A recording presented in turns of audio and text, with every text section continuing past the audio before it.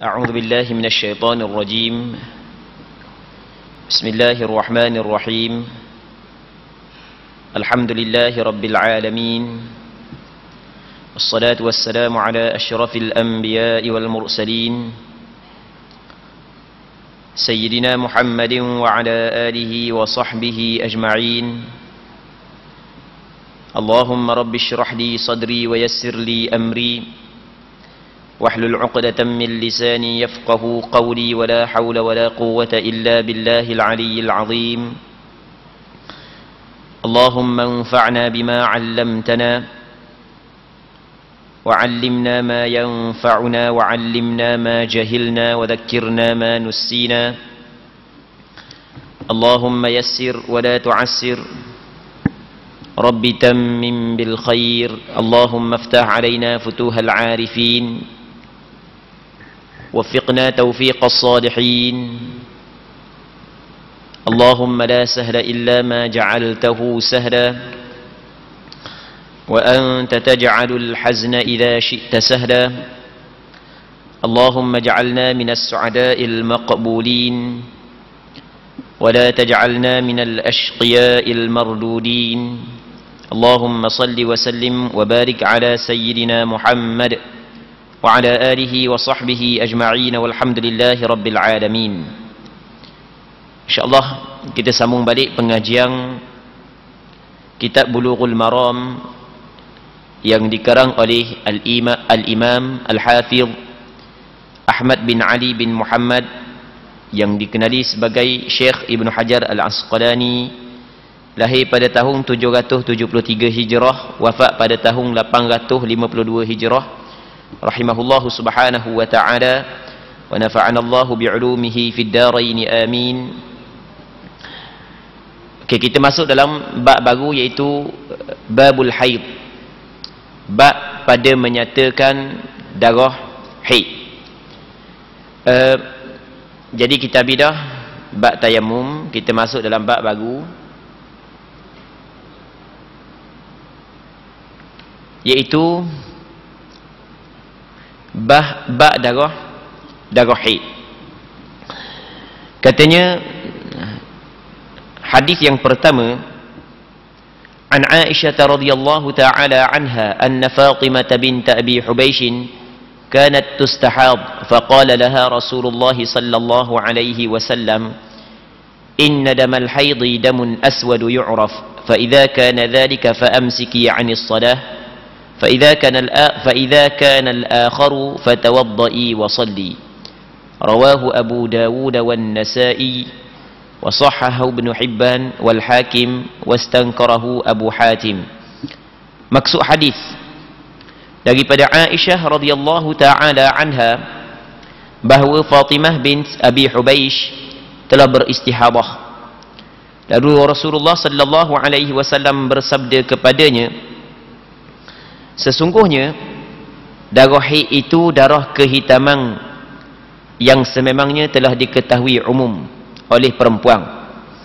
Jika keadaannya begitu, maka hendaklah engkau tinggalkan sembahyang, dan sekiranya bukan darah haid, maka hendaklah engkau berwudu dan mendirikan sembahyang. Hadis ini diriwayatkan oleh Imam Abu Dawud dan Imam An-Nasai. Imam Ibn Hibban dan Imam Hakim mengakui hadis ini sebagai hadis sahih, manakala Imam Abu Hatim pula menolak hadis ini. Muslimin muslimat yang dirahmati oleh Allah Subhanahu wa taala. Jadi kita masuk dalam perbahasan baru, iaitu perbahasan berkenaan dengan darah wanita. Jadi kalau kita tengok dalam bab haid ini, Allah Rabbi, hadis yang berkait dengan bab haid tidaklah banyak sangat. Tapi sebenarnya perbincangan bab haid adalah di antara perbincangan yang cukup dalam, cukup payah. Sehingga kan ulama fiqh menyebut di antara bab fiqh yang payah adalah bab berkenaan dengan darah wanita. Allah Rabbi, di antara bab fiqh yang payah adalah bab berkenaan dengan darah wanita. Imam Nawawi di dalam kitab Majmu' Syarah Muhadzab menyebut, i'lam anna babal haid min awisil abwab wa mimma ghalita fihi kathiruna minal kibar lidiqqati masailih. Kata Imam Nawawi dalam kitab Majmu' Syarah Muhadzab, Kata Imam Nawawi, i'lam, ketahui olehmu, an-nababal hayd min awisil abwab. Sesungguhnya bak haid ini adalah bak yang begitu sukar, begitu payah. Wa mimma ghalita fihi kathiruna minal kibar. Dan di antara bab yang tersilap di dalamnya ramai ulama-ulama yang besar. Kalau setakat para asatidah tersilap, Allahu Rabbi. Biasa lagi, ni ulama besar ramai yang tersilap di dalam bab haid. Imam Ibnu Nujaim Al-Hanafi rahimahullahu subhanahu wa ta'ala menyebut, dia kata lagu mana? Ma'rifatu masailil haid min a'zamil muhimmat. Mengetahui permasalahan haid di antara sebesar-besar perkara yang cukup penting. Kerana dia berkait dengan banyak perkara, berkait dengan sembahyang, berkait dengan tawaf, berkait dengan puasa, berkait dengan baca Al-Quranul Karim, masuk dalam masjid, berkait dengan hubungan suami isteri, kan banyak tu kan.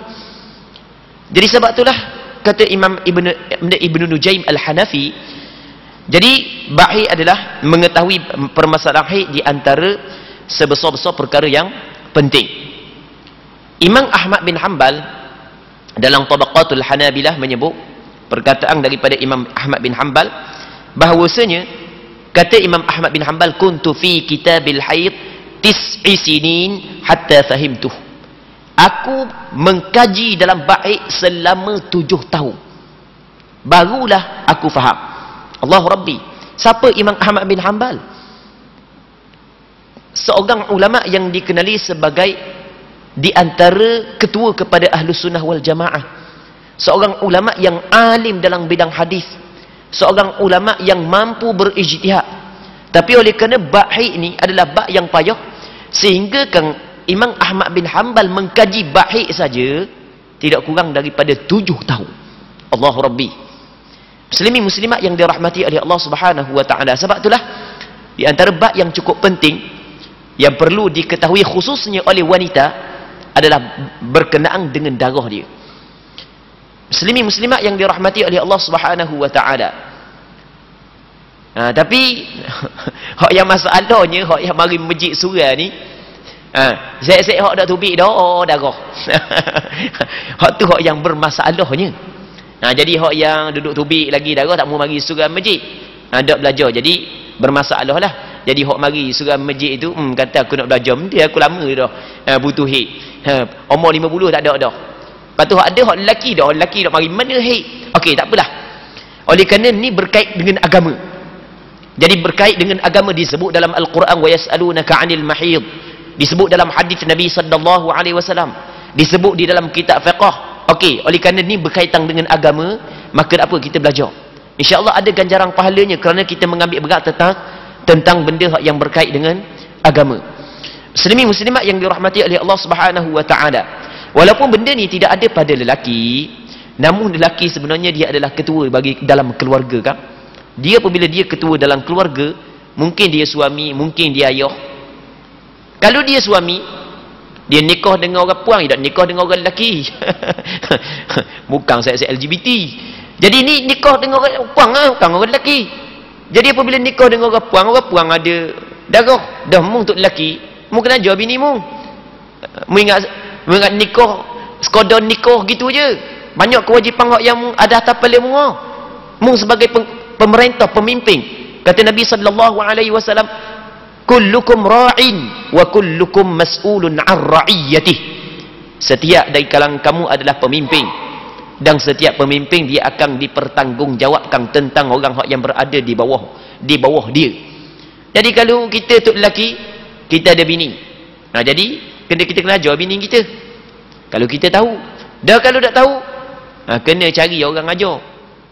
Kalau kita takut bini kita tubik daripada rumah, kita tolong kita tanya. Balik bawa ke bini kita. Dah kat gini boleh anak pula. Dah bini kan boleh anak Biasa lagu tu kebiasaan lagu tu dah boleh anak. Ada anak puang, ada anak lelaki. Anak lelaki boleh tahan sebab tak ada haid, dah ada anak puang. Kita sebagai ketua dalam keluarga, sebagai ayah, kena ajar kewajipan atas kepala kita. Sebab haid berkait dengan sembahyang, berkait dengan puasa. Sembahyang, puasa ni rukun Islam. Allahu Rabbi. Jadi kita kena ajar. Kalau kita tidak mampu ajar, biarkan dia cari mana tempat yang dia belajar untuk dia mengetahui permasalahan hukum hakam yang berkait dengan darah dia.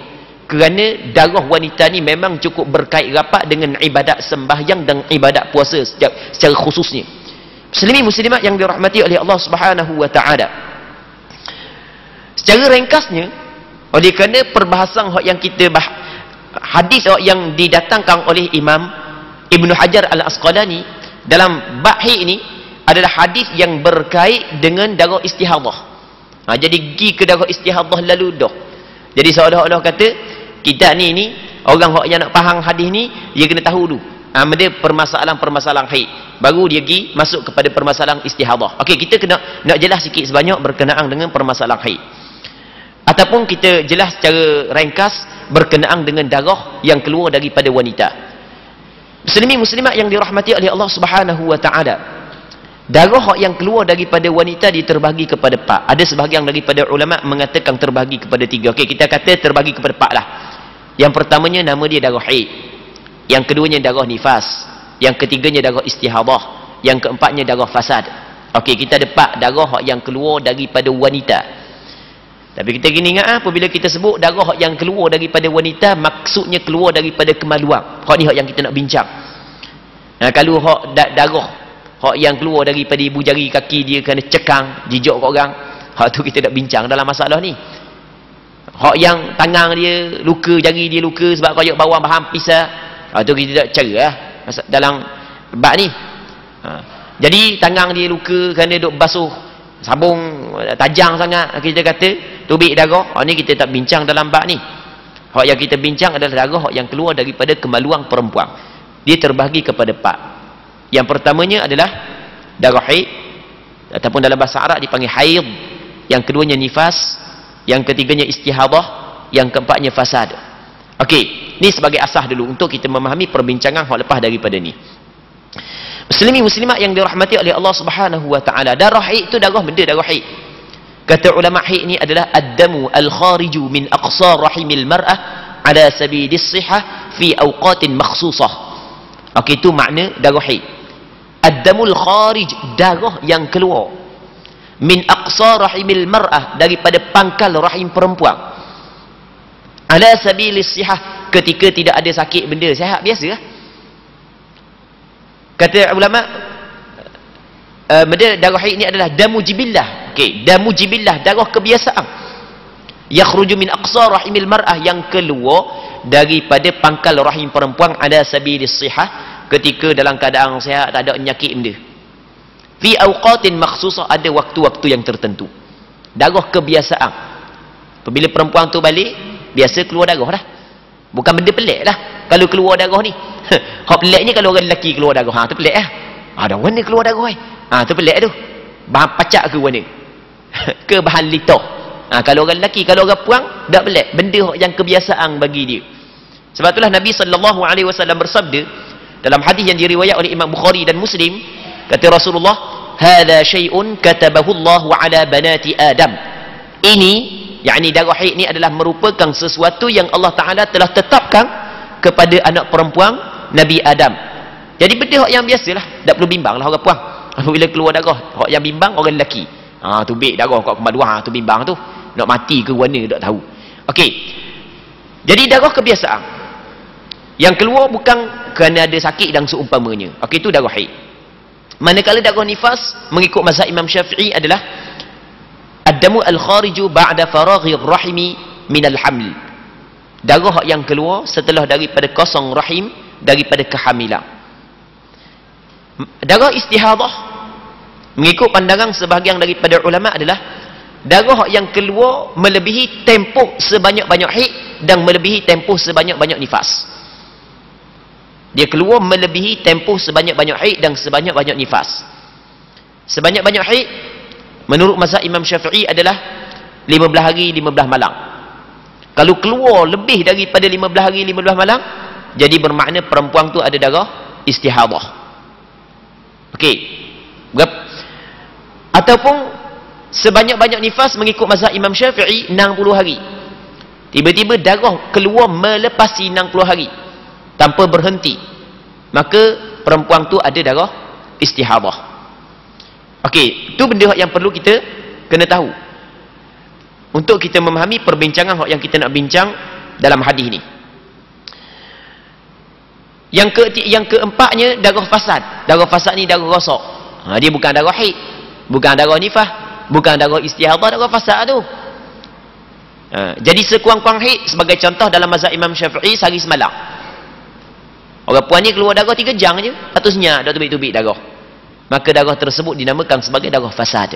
Okey, itu 4 nama darah bagi perempuan. Yang pertamanya haid, nifas, istihadah dan fasad. Okey.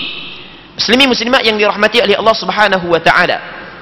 Dalam hadis yang pertama yang diriwayat daripada Aisyah, bahawasanya seorang sahabiat nama dia Fatimah bintu Abi Hubaish. Seorang sahabiat Fatimah binti Abi Hubaish, dia ni keluar darah istihadah. Jadi ada darah sokmo, ada darah sokmo, ada darah sokmo. Hak yang kita khabar tadi sebanyak-banyak haid 15 hari 15 malam mengikut mazhab Imam Syafi'i. Tapi dia keluar darah berterusan, ada sokmo sepanjang sebulan. Bukan darah haid gitu. Ada darah istihadah gitu. Jadi oleh kerana melibatkan pengguguran sembahyang kalau haid. Kalau bukan haid, tidak gugur sembahyang, begitu juga puasa. Maka orang puang dia kena tahu mana haid, mana istihadah. Jadi Fatimah binti Abi Hubaish pergi jumpa dengan Nabi sallallahu alaihi wasallam. Tengok. Jadi apabila tak tahu kena pergi tanya orang tahu. Tu cara dia, fasalu ahla dzikri in kuntum la ta'lamun. Mungkin tanya kepada orang yang ahli zikir. Zikir di sini adalah Al-Quranul Karim. Zikir, ahli Quran. Orang yang mempunyai pengetahuan tentang Quran. Dalam ayat yang lain Allah Ta'ala kata lagu mana? Inna nahnu nazzalna dzikra wa inna lahu lahafizun. Sesungguhnya kami menurunkan zikir. Dan kami yang akan menjaga zikir tersebut, yakni Al-Quranul Karim. Kalau kita buka dalam kitab-kitab tafsir. Jadi ahli zikir, yakni ahli Quran, orang yang memahami Quran. Dia tanya tentang ilmu pengetahuan, tentang berkenaan dengan hukum hakam. Kena tanya orang yang mempunyai pengetahuan lah. Kalau sekiranya mu tak tahu, okey, kena tanya, kena pergi belajar. Sebab itulah Nabi sallallahu alaihi wasallam menyebut dalam hadis yang diriwayat oleh Imam An-Nasa'i, talabul ilmi fariidatun ala kulli muslim. Menuntut ilmu menjadi fardu kewajipan ke atas setiap orang Islam, sama ada lelaki ataupun perempuan. Ni kewajipan hak yang agama wajibkan kepada kita. Kena cerah, kerana ia melibatkan kebahagiaan di negeri yang kekal abadi.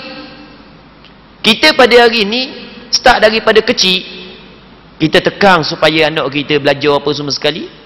Tujuan dia, tujuan sebenarnya umur 4 tahun, kadang-kadang 3 tahun dia tahu dah.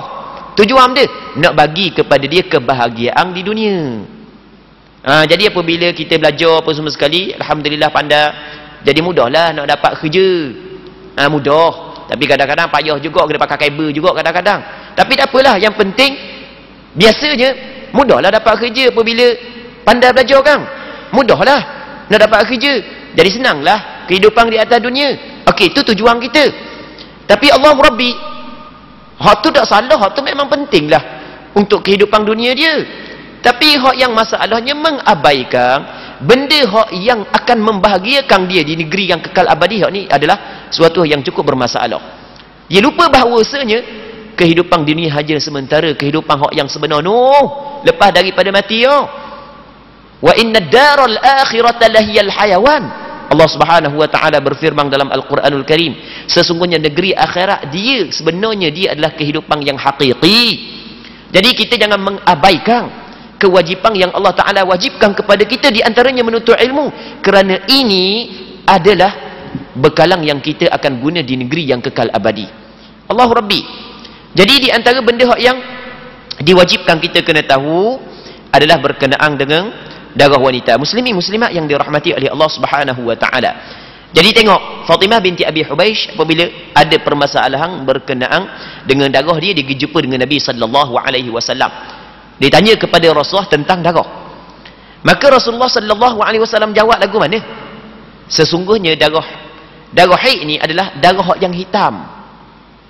yang dapat dikenali, kata Rasulullah sallallahu alaihi wasallam. Kalau tubik darah hitam, mu jangan semayang, mu tak boleh semayang lah. Sebab apa? Sebab darah haid menggugurkan kewajipan sembahyang. Dalam hadis yang lain kata Nabi sallallahu alaihi wasallam, "Alaysa idza hadatil mar'atu lam tusalli wa lam tasum?" Bukankah apabila perempuan ni datang haid, dia tidak sembahyang dan tidak puasa? Sepakat ulama mengatakan haram bagi perempuan yang datang haid dan datang nifas dia sembahyang. Jangan warak-warak Jangan warak-warak, dah kena tepak. Jadi apabila datang haid, mu tak boleh sembahyang dah. Berhenti sembahyang. Jangan warak-warak je warak ni kena ikut cara yang ditetapkan oleh syarak, bukan mengikut kepala otak kita. Jadi apabila datang haid tak boleh sembahyang. Okey, itu kata Rasulullah lagi, fa idza kana al-akhar, apabila bukan haid fatawaddai, mung kena berwuduk, wa salli pun dan mung kena sembahyang. Kalau bukan haid mung kena berwuduk, kena sembahyang. Benda yang kita faham daripada hadis ni, yang pertama, perempuan ada haid dan ada hukum dia. Hukum dia tidak boleh sembahyang yang disebut dalam hadis ni. Dan perempuan ada sebahagian daripada perempuan keluar darah istihadah, dan ada hukum dia tak sama dengan hukum haid. Ini benda yang perlu diketahui oleh orang puang. Ya, sebenarnya orang puang hak yang ghaliknya tak ada darah istihadah kebanyakan. Tapi hak yang kita bimbangnya orang puang tu lah, bukan kita, orang puang tu, sebahagian daripada orang puang takut hak yang bukan hak ghalik. Kalau hak ghalik tak ada masalah lah, takut bukan hak ghalik. Orang puang kata jarang hak ada istihadah. Ya betul jarang, tapi takut mung tu duduk dalam hak jarang tu. Boleh faham kau? Memang kita jarang je, takut kita duduk dalam jarang tu. Duduk dalam jarang menjadi kewajipan kepada kita untuk kita belajar. Muslimin muslimat yang dirahmati oleh Allah Subhanahu wa taala. Jadi benda yang kita dapat faham daripada hadis ni, kalau darah tu darah haid, maka tak boleh sembahyang. Kalau bukan darah haid, maksudnya darah istihadah, kena sembahyang. Bermakna perempuan ketika istihadah dia mengambil hukum suci, wajib kepada dia sembahyang. Tu kena ingat. Dah kalau tak sembahyang, Allahu Rabbi, dia tinggal rukun Islam. Jangan duk main. Tak sembahyang sebab kerana tidak ada mani' yang menghalang dia daripada mengerjakan sembahyang. Muslimin muslimat yang dirahmati oleh Allah Subhanahu wa taala. Sebab itulah penting orang puang kena tahu. Dia biasanya orang puang hak yang ada darah istihadah biasalah. Hak yang hamba duk jumpa, hamba secara kebetulan alhamdulillah, hamba ada buat beberapa buku berkenaan dengan fik darah wanita. Hamba ada buat buku dan dicetak lah buku tersebut. Lepas tu hamba pun banyak benda buat program berkenaan daurah fik darah wanita. Hak yang terbaru dibuat di Selangor. Selangor ke Kuala Lumpur, Masjid Iktisam. Hamba pun tak tahu Selangor ke Kuala Lumpur. Orang bawa je. Tak tengok dah Selangor ke Kuala Lumpur. Hak baru balik dalam berapa hari tak ingat dah. Hari siapa sini malam Isnin baru ni. Malam baru siapa? Jadi ada buat daurah 2 hari. Satunya hari Sabtu di mana? Pondok Moden Al-Amqariyah. Di bawah Dr. Zulkifli Al-Bakri hafizahullah subhanahu wa ta'ala. Hari Ahad di Masjid Iktisam. Tu daurah fik darah wanita dengan terawa lah. Jadi alhamdulillah. Jadi bab ni memang lama dah lah kita duduk main bab ni. Okey. Jadi hak yang pengalaman kita nya, hak yang kita pernah jumpa orang puang ni, biasa hak yang darah istihadah yang pertamanya kena gangguan. Tanya orang puang tak percaya. Orang puang kalau biasa kalau ada gangguan memang haid dia tak teratur. Kebiasaan orang puang. Gangguan makhluk aluh. Bukan gangguan orang lelaki. Gangguan makhluk aluh. Okey, itu yang pertama. Yang keduanya biasanya orang puang hak yang haid tak teratur, dia makan pil perancang. Pil penahan haid, dia buat umrah, buat haji. Makan jamu ikut dang sekali, berharaman kali dah haid. Tai tak tobeknya tobek, tai tobek tak tobek, tai berhenti tak berhenti. Susah. Ni ada kaitan dengan semayang, yang kena tahu belaka. Yang kedua, yang ketiganya biasa kemalangan lah, sakit dan seumpamanya. Jadi biasa gitulah hak yang berlaku kepada orang puang. Dah ni berlama hak puang kena gangguan. Ni gangguan gini, hak ni gangguan gini, hak ni gangguan gini, macam-macam gangguan ada. Muslimin muslimat yang dirahmati oleh Allah Subhanahu wa taala. Jadi apabila ada darah istihadah, maka menjadi kewajipan kepada orang puang kena belajar. Okey. Sebenarnya hadis ni walaupun pendek, nampak pendek je, sebenarnya huraian memang cukup panjang. Hamba nak urang ringkas je. Takut jadi pening pula. Memang sebenarnya banyak huraian hadis ni sebenarnya. Di antara huraiannya adalah apa yang disebut oleh para alim ulama. Dalam hadis ni kalau kita perhati molek, ketika Fatimah binti Abi Hubaish darah dia keluar secara berterusan, dia bagi jumpa dengan Nabi sallallahu alaihi wasallam. Nabi sallallahu alaihi wasallam kata lagu mana? Sesungguhnya darah haid adalah hitam yang dikenali. Okey, Rasulullah tidak suruh dia kembali kepada adat. Rasulullah kata kan, sesungguhnya darah haid adalah hitam yang dikenali. Bermakna Rasulullah suruh melihat kepada sifat darah, warna darah. Dia sifat darah dia ada 3. Ni kena ceritalah. Yang pertamanya warna, yang keduanya pekat cair, yang ketiga bau. Ni dipanggil 3 sifat darah. Warna, ulama menyebut warna darah ada 5. Yang pertamanya warna hitam, yang keduanya warna merah, yang ketiganya warna perang. Perang tahu kan warna perang? Kan orang ada rambut warna perang, janggut perang. Ke tak tahu warna perang? Tahu perak je. Perang kuning campur dengan merah, warna perang kan? Baik, okey, warna perang. Yang keempatnya warna kuning, yang kelimanya warna keruh. Okey, ni 5 warna darah. Cuma warna keruh dengan warna kuning ulama berselisih pandangan. Majoriti kata tak warna darah. Kuning dengan merah, dengan keruh warna darah. Dalilnya hadis yang diriwayat daripada Aisyah, dikeluarkan oleh Imam Malik dalam kitab Muwatta dengan sanad yang sahih, dikeluar oleh Imam Bukhari dalam kitab Sahih Bukhari secara ta'liq. Ketika mana perempuan di zaman Nabi sallallahu alaihi wasallam, di zaman tu apabila hujung haid, dia pun cek dalam kemaluan dia pun bawa kain, bawa sejibih kain, atas kain itu ada kapah, dia pun pergi tunjuk pada kapah tersebut ada warna kuning. Jadi sekarang ni orang puang di zaman tersebut, dia cek pada penghujung haid, ternyata dia cek dengan kapah masuk dalam kemaluan, dia cek ada di kapah tu warna kuning. Dia pun pergi jumpa dengan Aisyah, tanya Aisyah tentang sembahyang. Lagu mana boleh sembahyang ke tak lagi? Apa kata Aisyah? La ta'jalna hatta tarayna al-qassata al-bayda. Mu jangan gaduh sehingga mu tengok putih bersih, tak ada sikit pun kesang warna. Maka ulama kata, kalau lagu tu tengok kepada hadis Aisyah saat ni, kuning pun warna darah haid juga.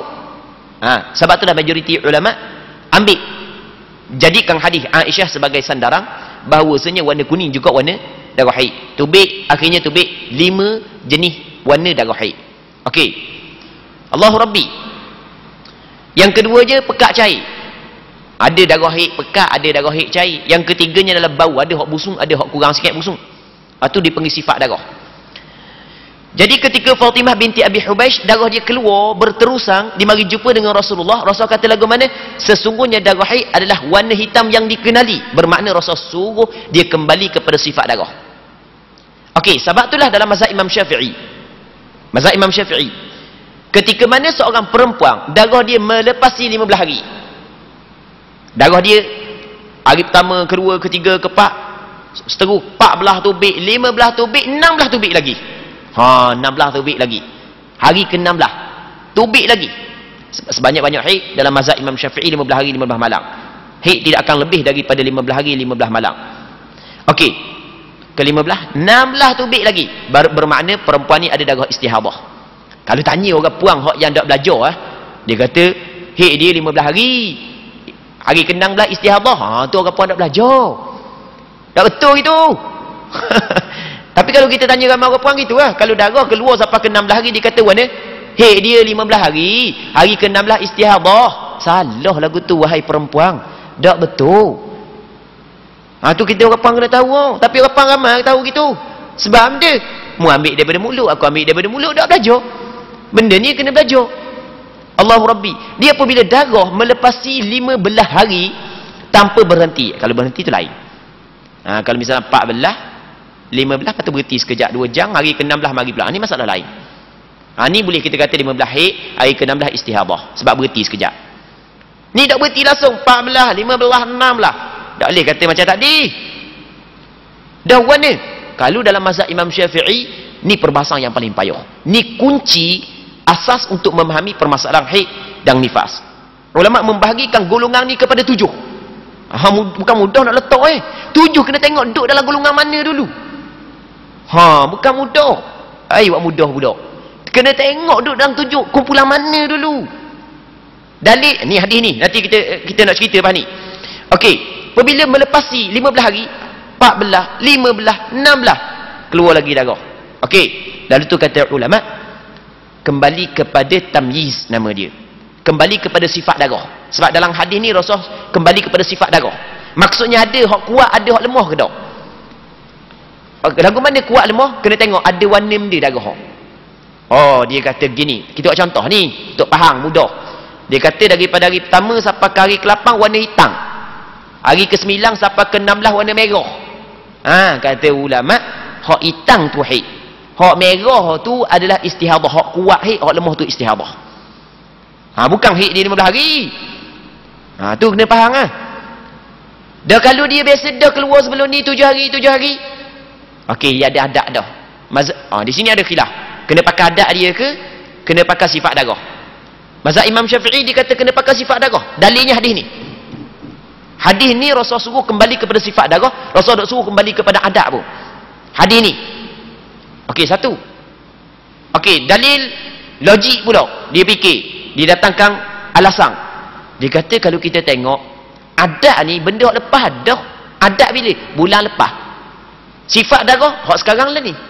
Okey, hak sekarang lah ni. Hak berlaku ni kita nak hukum Okey, mana hak yang perlu kita kena utamakan? Hak sifat sekarang ke hak lepas dah?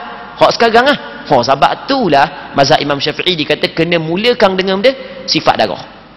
Kena tengok mana hak kuat, mana hak lemah. Hak kuat tu haid, hak lemah tu istihadah. Allah Rabbi, perbincangan ni memang cukup panjang. Cuma kita royak secara ringkas je. Kita bagi kata kunci je. Nak tahu lebih detail, hak tu kena pergi menuntut suku pula. Hak tak ada masalah, beres. Tak payah belajar, budak-budak wajib dia belajar kalau tak ada masalah. Hak yang ada masalah wajib kena belajar. Jangan duduk saja, jangan duduk nengung aku ada darah istihadah, dak belajar. Nak hukum benda pun dak tahu kala benda. Hak tu masalah. Sebab dia melibatkan rukun Islam sembahyang dan puasa. Okey, muslimin muslimat yang dirahmati oleh Allah Subhanahu wa taala. Seterusnya, wa fi hadithi Asma binti Umais inda Abi Dawud wal tajlis fi mirkan fa idza ra'at sufratan fawqa al-ma' faltaghtasil lidh-dhuhri wal 'asri ghuslan wahida wa taghtasil lil-maghribi wal 'isha'i ghuslan wahida wa taghtasil lil-fajri ghuslan wahida wa tatawadda bima baina dhalik. Maksud hadis, dalam hadis Asma binti Umais. Asma binti Umais adalah seorang sahabiat yang memang cukup hebatlah. Dia orang puan yang cukup hebat. Sebab dia cukup hebat kerana suami dia 3 orang daripada sahabat yang hebat saja. 3 orang sahabat yang hebat saja. Suami yang pertama adalah Ja'far bin Abi Talib. Siapa Ja'far bin Abi Talib? Sepupu Nabi sallallahu alaihi wasallam, abang kepada Sayyidina Ali. Dia nikah dengan Ja'far bin Abi Talib, Asma binti Umais. Dan dia berhijrah ke negeri Habasyah bersama dengan tok laki dia, Ja'far bin Abi Talib. Apabila Rasul berhijrah ke Madinah beberapa tahun, dalam Fathu Khaybar, tak silap ingat, dia pun balik ke Madinah bersama dengan suami dia. Suami dia gugur syahid dalam peperangan Mu'tah, tak silap ingat, hamba lupa dah rasanya, tak silap ingat lah, mati. Bila mati, Abi Haidah pun semua sekali, tahu tak nikah dengan siapa? Nikah dengan Abu Bakar As-Siddiq. Suami yang kedua. Suami yang pertama Ja'far bin Abi Talib, sepupu Nabi sallallahu alaihi wasallam, orang yang rapat dengan Rasulullah, abang kepada Sayyidina Ali.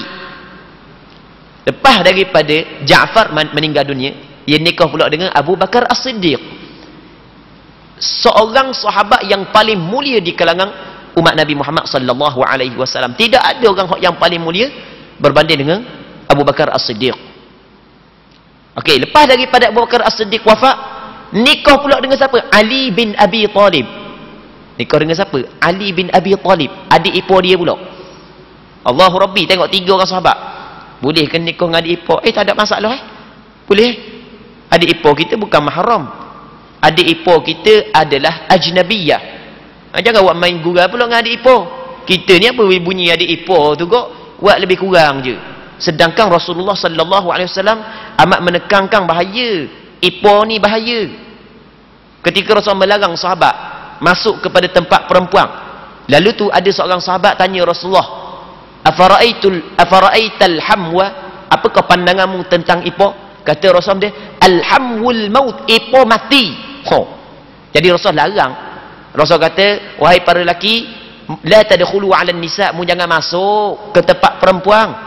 Lepas tu adalah sahabat tanya, dah kalau kita pergi tempat ipar mana Rasulullah? Tempat ipar kita. Kata Rasulullah lagu mana? Alhamwul maut, ipar mati. Kalau cakap kita ipar kau teruk. Lalu tu Imam Nawawi ketika mensyarahkan hadis tersebut dia kata lagu mana? Maksud Rasulullah adalah bahaya dengan ipar lebih bahaya dengan orang lain. Kerana kita duduk dengan ipar ni tak ada masalah, biasa je orang tengok biasa. Tapi kalau duduk dengan orang lain, orang tengok luar biasa kan? Tengok bahaya. Bahaya dengan ipar lebih bahaya daripada orang lain lagi. Sebab tu kena beringat. Ipar ni kena ingat bukanlah mahram kita. Tu kena ingat. Dia kalau kita nikah dengan seorang perempuan, boleh kita nikah dengan kakak dia. Begitu juga seorang perempuan apabila tok lelaki dia mati, dia boleh nikah dengan abang ipar dia ataupun adik ipar dia, tidak menjadi masalah. Sebagaimana Asma bint Umais mula-mula dia nikah dengan Ja'far bin Abi Talib, abang kepada Sayyidina Ali. Lepas daripada tu mati Ja'far, nikah dengan adik pula, adik ipar pula. Tak ada masalah. Hebatnya Asma binti Umais. 3 orang suami dia sahabat yang hebat saja. Baik. Lagu mana dalam hadis Asma binti Umais yang diriwayatkan oleh Imam Abu Daud, yang mana Imam Abu Daud menyebut dalam hadis tersebut, kata Rasulullah kepada dia, duduklah di dalam beseng, bekahlah. Jika engkau melihat kekuningan di atas permukaan air, hendaklah engkau mandi. Jadi seolah Rasulullah suruh dia melihat kepada sifat darah. Kalau kuning tu istihadah dah tu. Jadi hak yang hitam tu haid, hak kuning tu istihadah. Jadi kalau tubik kuning, mu kena mandi lah, mu kena semayang. Hendaklah mandi untuk bersemayang zuhur dan asar dengan sekali mandi. Sekali mandi zuhur asar, sekali mandi. Lepas tu mandi untuk maghrib dan isyak dengan sekali mandi. Maghrib dan isyak sekali mandi. Allah payah dia. Mandi sokmo dia. Lepas tu serta mandilah untuk semayang subuh dengan sekali mandi. Jadi 3 kali mandi. Sekali mandi zuhur asar, sekali mandi maghrib dengan isyak, sekali mandi subuh. Ni apa yang disebut oleh Rasulullah sallallahu alaihi wasallam. Jadi kata ulama, majoriti ulama mengatakan tuntutan ataupun suruhan mandi di sini bukan suruhan wajib. Suruhan mandi di sini adalah suruh sunat. Jadi perempuan hak yang keluar darah istihadah, sunat dia mandi untuk dia mengerjakan sembahyang. Sebab benda sunat? Sebab dalam hadis yang sebelum daripada ni, hadis yang diriwayat daripada Aisyah, tak ada pun Rasul suruh mandi setiap waktu. Jadi bermakna hak ni ada suruh mandi, ada hadis hak yang tak suruh mandi. Jadi bermakna hak yang suruh mandi tu bukan mandi wajib dah. Kalau hak suruh mandi tu wajib, mesti kena suruh belaka lah. Okey, benda hak yang kita dapat ambil daripada hadis ni, bagi perempuan yang keluar darah istihadah, digalakkan dan disunatkan dia mandi untuk setiap sembahyang. Mandi, lepas tu ambil wudu setiap sembahyang. Kalau susah, okey, gabung. Mandi zuhur sekali dengan asar, mandi maghrib sekali dengan isyak. Subuh nak gabung mana? Subuh sudah mandi. Okey.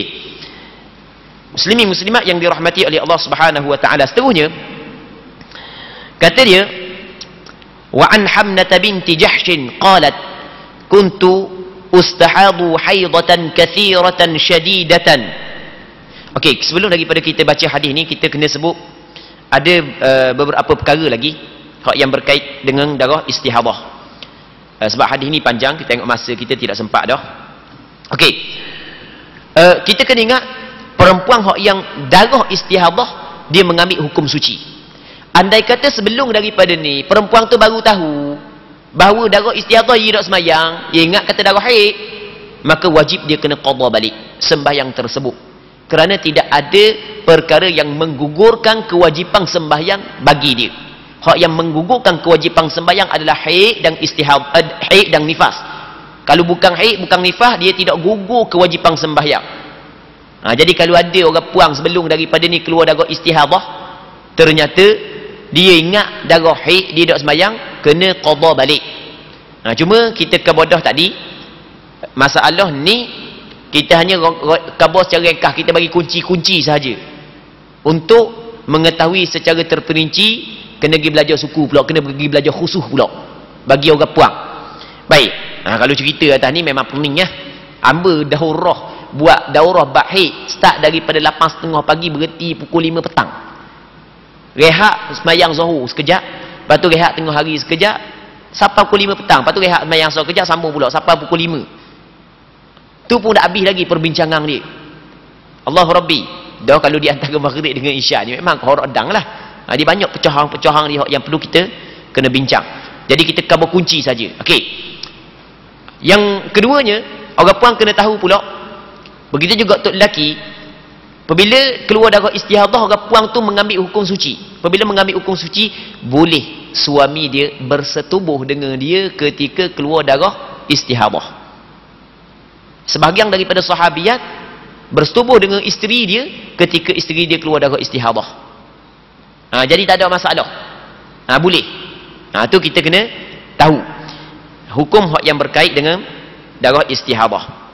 Muslimi muslimat yang dirahmati oleh Allah Subhanahu wa taala. Perempuan yang keluar darah istihadah dinamakan perempuan tersebut sebagai daimul hadas. Perempuan yang berkekalang hadas. Hadas tu ada semua. Di antara perkara yang membatalkan wuduk, keluar sesuatu benda daripada kemaluan kan? Jadi bermakna kalau kita tengok setiap detik ada perkara yang membatalkan wuduk. Tapi oleh kerana tak boleh nak tahan dah duk tubik semua, maka ada syarat-syarat yang perlu dia kena buat sebelum daripada dia sembahyang. Dia bukan boleh buat ikut dang sembahyang macam orang ramai, tak boleh. Di antara syarat dia adalah dia kena ambil wuduk apabila masuk waktu. Di antara syarat dia mesti kena mualat dalam berwuduk. Lepas daripada berwuduk dia kena sembahyang lalu. Melainkan kerana nak tunggu ada kaitan dengan maslahah sembahyang. Sebagai contoh, nak tunggu tu imam dulu ke, nak tunggu orang lepas bang dulu ke, tu tak ada masalah. Kalau duk main WhatsApp, duk main handset, duk main Facebook sampai ke 5 minit lepas daripada ambil wuduk, maka batal dah wuduk tersebut. Kena ambil wuduk semula. Ni di antara benda yang penting bagi orang puan. Lepas tu dia kena balok. Kalau ni tak apa, pakai spender lah. Pakai spender tok modeh sikit ke, tuala dia sikit ke, untuk mengelak daripada darah mengalir tubik luar. Okey, tu benda yang perlu dibuat oleh perempuan yang berlaku darah istihadah. Okey, kita rasa situ dulu untuk malam ni. Kita berdoa kepada Allah agar perbincangan kita pada malam ni mendapat keberkatan dan sama-sama dapat mengambil manfaat. Wallahu subhanahu wa ta'ala a'la wa a'lam. Sallallahu wa sallam wa baraka ala sayyidina wa maulana Muhammad wa ala alihi wa sahbihi ajma'in. Walhamdulillahi rabbil alamin.